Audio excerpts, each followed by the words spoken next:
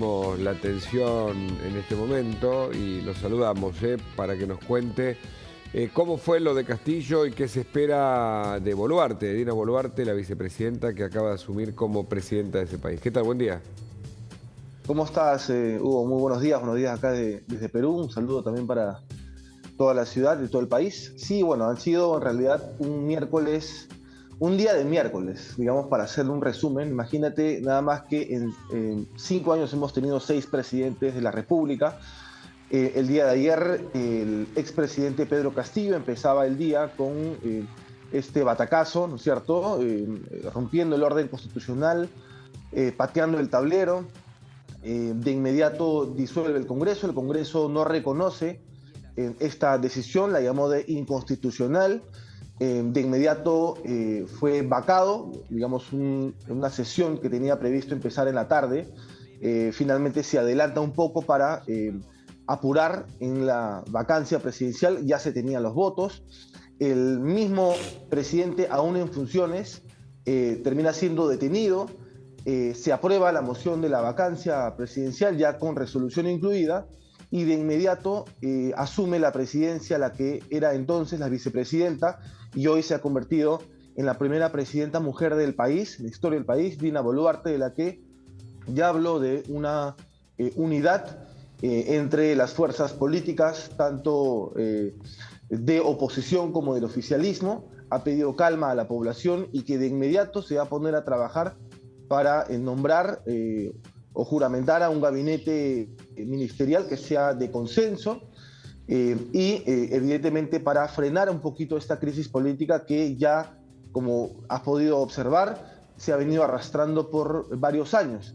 Entonces espera sin duda, en primer lugar, un gobierno que pueda nombrar a ministros de consenso con la oposición, que empiecen a trabajar por las necesidades del país, entre ellas, por ejemplo, el incremento de la economía, de las tasas de economía, como también que se pueda resolver el problema de la inseguridad que también está afectando a muchos peruanos. Contanos cómo podemos definir el gobierno de Pedro Castillo y por qué se llegó a esta crisis. Podríamos decir que ha sido un gobierno de muchos errores. El mismo Pedro Castillo dijo de que estaba en proceso de aprendizaje. Incluso para darte, digamos, una idea, un día antes, es decir, el martes en la noche, él hace un pronunciamiento muy corto en la que asume errores justamente por su falta de experiencia en el cargo. Pero sí, hemos hablado de aproximadamente 17 meses de gestión de un gobierno que ha tenido designaciones en cargos ministeriales muy cuestionadas, con personajes que en realidad han minado cualquier posibilidad de diálogo, que se peleó con todo el mundo, le dio la espalda al Poder Judicial cuando le pidió un Consejo de Estado para reunirse, no quiso atender, digamos, las recomendaciones de la Defensoría del Pueblo, atacó de manera directa a una fiscal de la Nación que de manera constitucional estaba haciendo su trabajo, y siempre hablaba del diálogo con el Congreso de la República, pero tenía un jefe de gabinete ministerial que es el señor Aníbal Torres, que más bien los insultaba a los congresistas y prácticamente dejaba esa posibilidad en el tacho. Y la sospecha de corrupción, ¿no? Con su sobrino, bueno, a nivel familiar y de otras personas, ¿no? De empresarios, amigos. Sí, así es. Bueno, sospechas que en realidad nunca fueron aclaradas porque Pedro Castillo nunca recibía a los medios de comunicación. No hubo una conferencia como tal con los medios de comunicación en sus 17 meses de gobierno. No hubo transparencia al inicio de su gobierno nunca. Nos permitió a los periodistas ingresar a los consejos de ministros para saber qué cosas se trataban, qué cosas se acordaban, qué se aprobaba. Entonces hablamos de un gobierno que le cerró las puertas totalmente a la transparencia. Eso ha sido básicamente un resumen. Excelente. Y contame, ¿y qué lo lleva a tomar este batacazo que cuando lo escuchamos suena a la actitud de alguien que no está dentro de su, digamos, ubicado en tiempo y espacio porque quería reformar la Constitución, toque de queda, clausurar el Congreso? Era inaceptable. ¿Qué lo llevó a eso? Muy mal asesorado. Lo que hemos podido saber, digamos, por los registros de Palacio de Gobierno, por las autoridades que estaban dentro en el momento que él da el mensaje de la nación.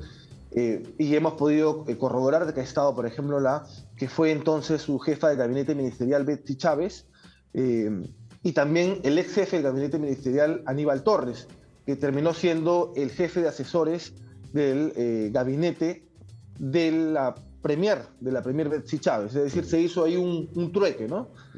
Aníbal Torres, que era entonces jefe de gabinete ministerial, termina siendo un jefe de asesores, y Betsy Chávez, que era ministra de Cultura, y logra ser justamente la premier, siendo Betsy Chávez censurada cuando en algún momento fue también ministra de Trabajo también en el gobierno de Pedro Castillo. Así que ha recibido una muy mala asesoría. Él pensó, digamos, de que podía tener legitimidad su decisión, y el respaldo de las calles. Lamentablemente todos le dieron la espalda, ¿no? Una última, explícanos por qué logró Perú separar la economía de la política, si es por la autonomía del presidente del Banco Central, desde el 2006 creo que está en el cargo, y cómo logró mantener el crecimiento aún en época de Castillo. Sí, hablamos de un manejo tributario, un manejo de recaudación y un manejo económico que se ha tratado de llevar de manera por separada. Tú lo decías, Julio Velarde, el presidente del Banco Central de Reserva, que digamos ha tenido un trabajo silencioso, sin declaraciones a los medios de comunicación, pero tratando de que digamos el ruido político no afectara digamos la sensación económica de las calles, que de todas maneras ha habido digamos algunos resultados y algunos picos negativos, pero que ha podido ser peor con el trato político que se ha llevado a cabo en los últimos 17 meses, en donde más bien el gobierno invitaba a inversionistas, pero debido al ruido político los inversionistas más bien no llegaban a Perú por esta razón. Así que ha sido un trato, digamos, correcto de parte del Banco Central de Reserva, pero también de los titulares de economía que han sido nombrados en sus cargos y que han tratado también de distanciarse totalmente del lado económico, del lado político. Por eso es que uno de los primeros ministros que renunció y lo dejó solo al presidente fue el ministro de Economía, el entonces ministro de Economía. Claro, ahí está. Ahí hay una clave importante. Jorge, muchas gracias por el informe, muy completo. A usted. Interesante conversar con Jorge Malmor, allí desde Perú, que nos contó, bueno, los detalles de un episodio convulsionado. Bueno, ahora cierta tranquilidad, asumió Dina Bolout a cargo de la presidencia de Perú.